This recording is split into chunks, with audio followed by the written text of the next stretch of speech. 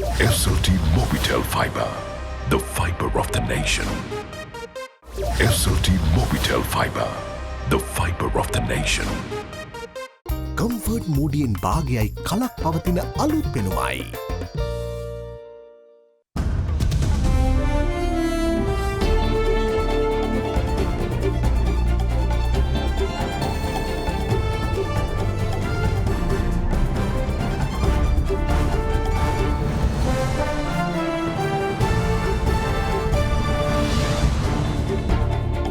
Tonight, Bridge the Gap. Expert calls for a breakdown of the political divide to deal with economic issues. Patchwork is not enough. So what I urge to all the political parties, please set aside all your political ideologies, get together and take this economy into the right track.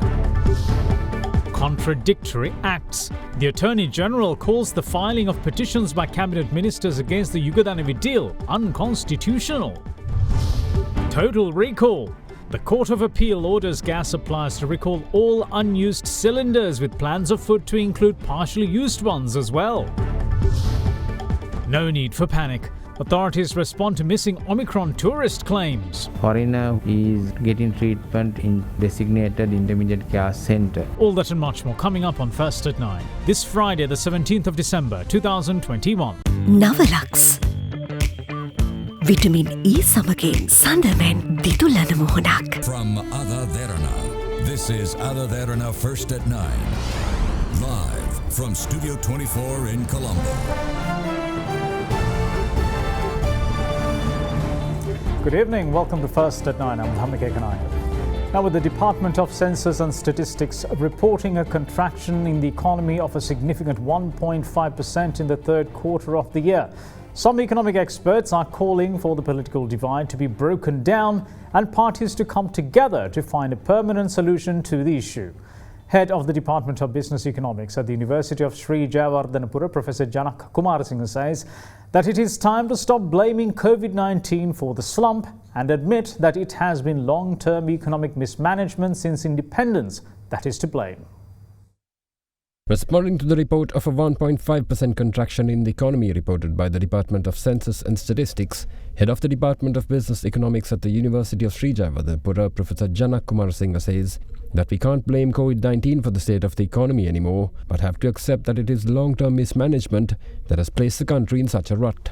We all know that, according to the press release by the Census and Statistical Department, we have recorded a negative economic growth in the first consecutive quarter. Even for a strongest economy, this kind of a negative consecutive economic growth is not affordable. We all know that. We could say that this is due to the COVID impact, but actually the immediate reason we could all say that the COVID, but this is due to the economic mismanagement. Why I say that, when we got the economic independence or the political independence in 1948, we had one of the strongest economy in Asia. From that strongest economic point, we have mismanaged our economy because we didn't have a proper plan, we didn't have a proper vision, we didn't have a scientific way of organizing and taking the economy forward. That mismanagement has given what we are experiencing today. If you consider the today's economy, it's a kind of an economy we are burning inside and outside, both. Why I say that the inside the economy is burning, inflation is day by day increasing. And also why I say the outside economy is also burning, because our rupee value is depreciating day by day, and also our import and export also day by day decreasing. Therefore, what has happened today, we were not able to cater for the domestic industry. We are not able to stably supply the necessary intermediary goods and services for the industry. And also, we are not in a position to supply the day-to-day essential items to the general public. So now the patchwork is not enough to get the economic in the correct track. So what I urge to all the political parties, please set aside all your political ideologies, get together and take this economy into the right track. Otherwise, we all would be in great trouble. presenting the Samagi Janabalavage's fundamental rights petitions challenging the Yugadanavi share transfer deal today. President's Counsel Tisat Vijay Gunawardana accused the Cabinet of violating its mandate to stand for the interests of the people through its involvement in the deal. It added that the agreement also stands in violation of the country's national energy policy, which stipulates the need for transparency and a proper tender procedure when dealing with the country's energy infrastructure. The fundamental rights petition challenging the transfer of shares of West Coast Power Limited, the owner of the Yugadanavi power plant, to US company New Fortress Energy was taken up today before a 5-member bench of the Supreme Court.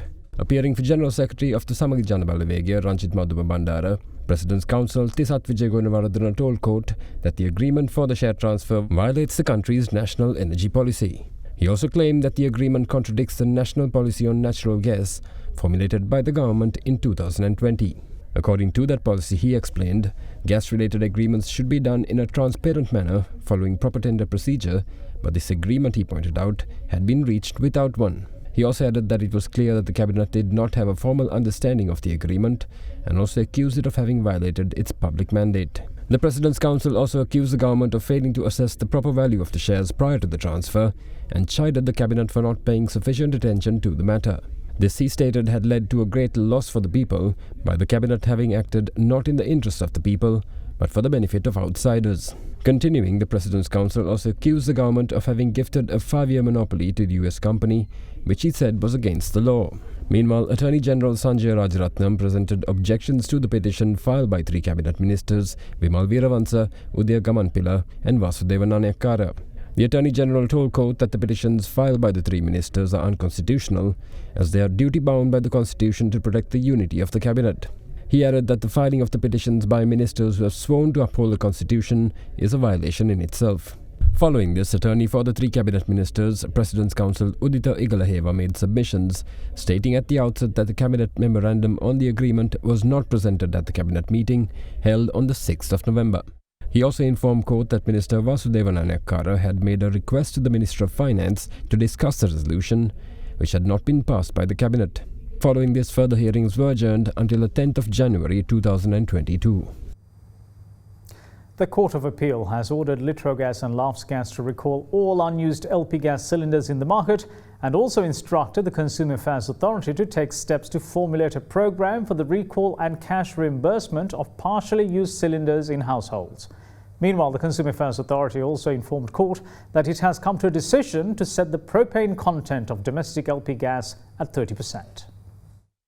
The writ petition filed by civil society activists Nagananda Kodituakku calling for action with regards to the spate of LP gas-related incidents was taken up for hearing before the Court of Appeal today. Delivering an interim order, Justices Ruan Fernando and Sampath Vijayaratna directed the country's 2 LP gas suppliers, Litrogas and Laughs Gas, to take steps to ensure that all cylinders released for sale to consumers are in strict compliance with Sri Lanka Standards Institute guidelines. The court also ordered the 2 companies to take steps to recall all unused gas cylinders in market circulation. The companies were also directed to display a gas composition sticker on every new batch of cylinders they release for sale. The petition had also requested the court to order the companies to recall all partially used gas cylinders from domestic households and to ensure adequate compensation is paid to consumers. Addressing this request, the court then ordered the Consumer Affairs Authority to look into and set the required groundwork for such a program to be implemented immediately. Following this, the court set the next hearing date for the petition as the 26th of January 2022. Meanwhile, right after the interim rulings were delivered, State Counsel Manohara Jayasinghe, appearing for the SLSI, informed court that a special meeting set for the 20th of this month to decide on a standard gas composition had met yesterday instead. The State Counsel also informed court that a decision had been arrived at during the meeting to set the propane content of domestic LP gas at 30%. In the meantime, the 8-member expert committee appointed by the President to produce a report on the gas incidents have finalized their report according to its chairman, Professor Shantha Valpolage. Professor Valpolage added that the report is to be presented to the President shortly. Meanwhile, officials of Litrogas and Laughs Gas, along with representatives of the Industrial Technology Institute and the Ceylon Petroleum Corporation, arrived at the Human Rights Commission today. This was following a complaint lodged by the Sri Lanka Young Journalists Association on the gas cylinder issue. However, despite attempts to seek comment from the gas company officials as they exited the Human Rights Commission today, only silence prevailed. ඔබතුමා මගහැරලා යනවනේ මාධ්‍ය. ජනතාවට උත්තර දෙන්න බැරි. උත්තර දෙන්න බැරිද? ජීවිතවලින් වන්දි කියනවායි මගහැරලා යන්නේ ඔහම. ඔබතුමාලා සාක්ෂි ලබා දුන්නද මොකද උනේ? දැන් තව කොච්චර කාල ගෑස් පුපුරනවද මේ විදියට? ඇයි ඔබතුමාලා වගකීමක් නැතුව මාධ්‍ය මගහැරලා යන උත්තරයක් දෙන්නේ නැහැ නේ ඔබතුමාලා. මාධ්‍යට කතා කරන්න බැරිද?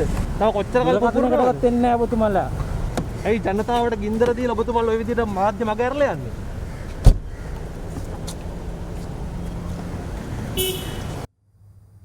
Now, turning our attention towards the pandemic situation, the Director General of Health Services today rejected claims that a foreign national who tested positive for the Omicron COVID variant had left the island.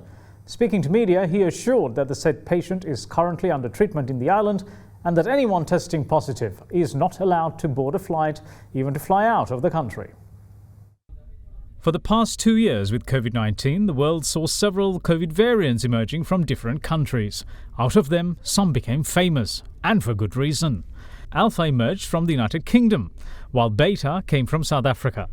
Gamma, meanwhile, was discovered from Brazil, while Delta emerged from India. As far as the World Health Organization is concerned, all 4 of them are still variants of concern. The latest headline addition to this list is Omicron, which was first detected from South Africa. Early data suggests that Omicron is far more transmissible than all the other variants of concern. The view of both local and international health experts is that variants of COVID-19 will keep emerging as long as COVID-19 has the potential to transmit. The message from the global community is also very clear. It is to get together and work towards breaking the chain of COVID transmission, which will eventually lead to the world being free of COVID. It's early to tell whether or not Omicron is more or less severe, but we do have some initial reports that it is less severe. Now, don't be fooled. Even if we have a virus that causes less severe disease, this virus can affect vulnerable populations. And we know people with underlying conditions, people of advanced age, if they are infected with any variant of SARS-CoV-2, including Omicron, they are at an increased risk of developing severe disease. So it is really critical that even if we do see more mild disease, we still do everything that we can to reduce transmission in all populations, people who are vaccinated as well as people who are not vaccinated. The Delta variant that emerged from India is still the dominant variant of COVID-19 circulating around the world. However, 24 days have passed since Omicron was heralded to the world, and in that time it has infiltrated 77 countries. With this higher level of transmissibility, a question now emerges on the possibility of Omicron being the dominant COVID variant world over.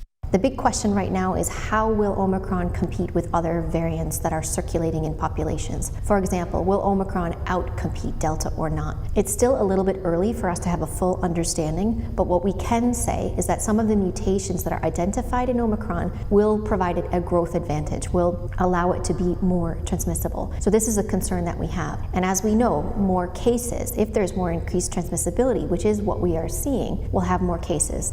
Meanwhile, in the local context, 4 cases of Omicron have been officially found from Sri Lanka so far, following gene sequencing tests conducted on samples obtained from inbound tourists and Sri Lankans. Yesterday, we have identified 2 Omicron positive patients. One person is Sri Lankan, other one is foreigner. And Sri Lankan patient is at the moment getting treatment, and patient is in a stable condition, and his family also, we have home quarantine and we are observing their situation. At the moment, they are out of danger. Foreigner who pre-departure PCR got positive is getting treatment in designated intermediate care center. So yesterday the media reported that he has left the country, but that is not true. Anyone who got positive pre-departure PCR, no one can board to an aircraft, so no one can go from airport if the departure PCR is positive. So he is getting treatment. Most of these patients are having mild symptoms. Even the family members also, they are fully vaccinated, and it shows that the vaccination, even the foreigner is a fully vaccinated person, and he also having mild symptoms, and this shows that the vaccination has a great impact on this disease severity. So my humble request is the people who got the 2 vaccine doses and completed 3 months, get their booster dose as soon as possible. In the meantime, the entire country is now in festive spirit with Christmas and the New Year less than 2 weeks away. The daily COVID caseload at the moment is in the 700 to 800 region. As there is a true and clear possibility that social mixing could increase over the coming weeks, there is the threat of the number of new cases seeing a spike. That's the concern occupying the minds of health authorities. Enjoy your Christmas and the New Year with all the health precautions. Otherwise, if the cases are going up after the New Year and the Christmas, we might have to enforce again restrictions. So we don't want to put again restrictions because we know that we have undergone severe restrictions and the quarantine a few months back. We want to keep the country open and run the economy. Visiting UN Assistant Secretary General Kanni Vignaraja has praised Sri Lanka's vaccination program, calling it very good when she called on Prime Minister Mahinda Rajapaksa last evening at Temple Trees. During the meeting, she also touched on the booster dose rollout, noting that many countries who have started the booster shots are seeing an increase in tourist arrivals. Vignaraja is quoted by the Prime Minister's office as saying that she thinks with the vaccines, the tourists will come. Among other matters discussed was the need to create jobs and opportunities for young people, particularly in the private sector, and encouraging young people to seek private sector jobs. We will see shortly. Bear with us. Big 3. Welcome back. You're watching First at 9. Now, Foreign Secretary Admiral Professor Jayanath Kolambage says that Sri Lanka's geographical location in the Indian Ocean has become a curse as much as a blessing. Delivering the inaugural address of the Lieutenant General Denzil Kobbekadu Memorial Oration, the Foreign Secretary added that its location has brought the country under the axis of influence of major global powers as well as aspiring major regional powers. The inaugural Lieutenant General Denzil Kobbekadu Memorial Oration organized by the Institute of National Security Studies was held yesterday under the patronage of Defence Secretary General Kamal Gunaratne. The oration was delivered by Foreign Secretary Admiral Professor Jayanath Kolambage under the topic Intersection of National Security and Foreign Policy.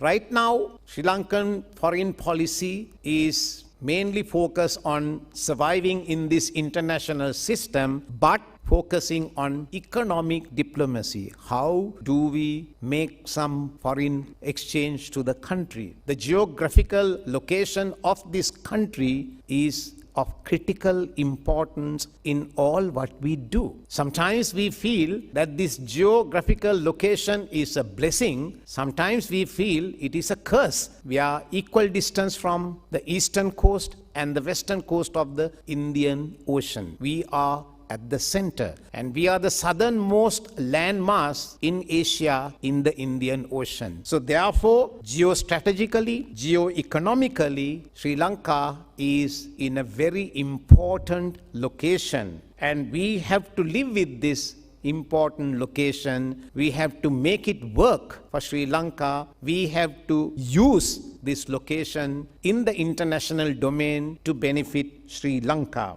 Indian Ocean is a vital ocean. It's becoming the most important ocean in the 21st century, undoubtedly. But there is a huge strategic competition in this ocean. Major powers and aspiring major powers are trying to dominate the Indian Ocean. This gives rise to a strategic competition and some strategic convergences, and for smaller countries like Sri Lanka, a strategic dilemma. Because we can't choose, we can't bandwagon. We need our strategic autonomy, but how do we maintain it amidst this major power game? We can only say that Sri Lanka is important to all the major powers and all aspiring major powers in the Indian Ocean. When we talk about the Indian Ocean trade, we know the figures. 70% of world energy, 50% of world containers, and 35% of bulk cargo are transported across the Indian Ocean. And that is for the world. Majority of that is passing very close to this island nation. And therefore, we are in an important location, but at the same time, we are in the axis of influence, spheres of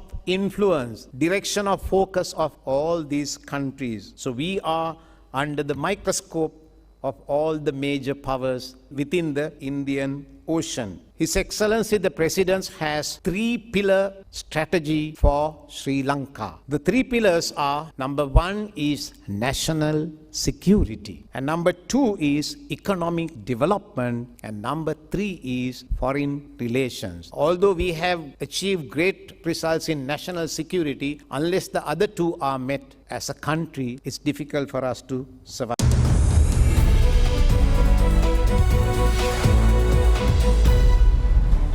Welcome back. This is First at 9.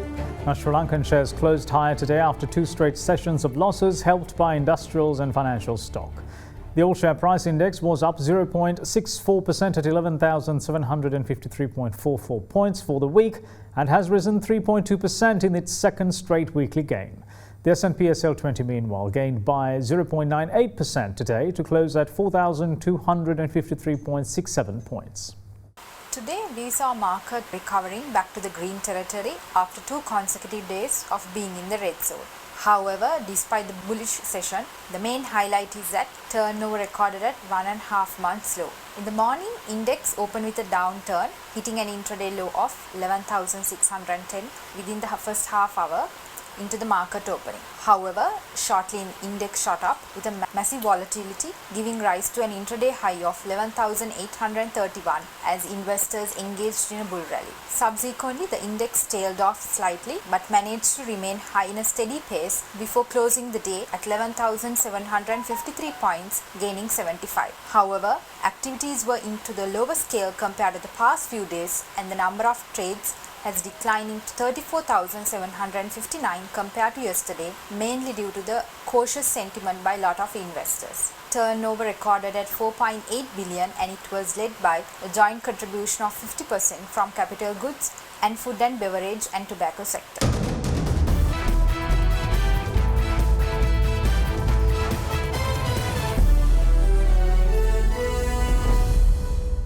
Sri Lankan cricketing legend Deshabandhu, I should say, Roshan Mahanama hinted at harbouring a tinge of regret at not being able to work with young cricketers as a coach for an extended period of time following his retirement from the game. Speaking during the launch of his autobiography, the ICC Elite Panel match referee also revealed that he was approached for the role of national side's head coach 3 or 4 months ago, but he needed more time to think about it. My innings, Roshan Mahanama retired hurt to the best view of the game. The self-published autobiography of former Sri Lankan cricketer Roshan Mahanama was launched yesterday. The virtual book launch was worked off in Colombo. මං හිටපු ස්ථානවල ක්‍රීඩකයෙක් හෝ වේවා පුහුණුකරුවෙක් හැටියට හෝ වේවා තරඟතීරකයෙක් හැටියට හෝ වේවා අයින් වෙන්න වෙච්ච අවස්ථාවල් කනගාටුදායක අවස්ථාවල් මං හිතුවා ක්‍රිකට් ක්‍රීඩාවෙන් සමුගත්තම මට ඒ වෙලාවේ කරන්න තිබ්බ දේ තමයි තරුණ ක්‍රීඩකයින් එක්ක පුහුණුකරුවෙක් හැටියට වැඩ කරන එක. ඔය මුදල ගැන කල්පනා කරලා හිටියානම් ඒ 2002 නැත්නම් 2003 මම වැඩියෙන්ම පඩියක් ගත්ත ලාංකික හැටියට තමයි පාලක මණ්ඩලයේ වැඩ කරේ. මට අවුරුදු 3ක ගිවිසුමක් අස්සම් කරා. ඒත් මාස 6න් මං ඒ ගිවිසුමෙන් අයින් වෙලා පුහුණුකරුවෙක් හැටියට පාලක මණ්ඩලයේ වැඩ කරන එකෙන් අයින් වෙන්න උනා. මම ඒක හිතන එක හරි අවාසනාවන්ත දෙයක් කියලා. මොකද මං ක්‍රිකට් ක්‍රීඩාවෙන් අයින් වෙච්ච ගමන්ම මට ඊට වඩා සේවයක් කරන්න තිබ්බා. තරුණ ක්‍රීඩකයන්ට අපේ අත්දැකීම් බෙදා හදා ගන්න තිබ්බ හොඳම අවස්ථාව ඒකයි. ඉතින් අපි රටෙන් පිටට ගිහින් තරඟතීරකයෙක් හැටියට වැඩ කරලා මට පුද්ගලිකව බැලුවොත් එහෙනම් මං හිතනවා ඒක මට වෙච්ච හොඳම දේ. ඒ වුණාට ලංකාවේ ක්‍රීඩකයන්ට යම් දෙයක් මගෙන් ඉෂ්ට වෙන්න තිබ්බනම් ඒ පුහුණුකරුවෙක් හැටියට වැඩ කරන එක තමයි මං හිතන්නේ මට කරන්න තිබ්බේ. Meanwhile, the former cricketing legend was also quizzed about the potential of taking over the reins as Sri Lanka cricket head coach.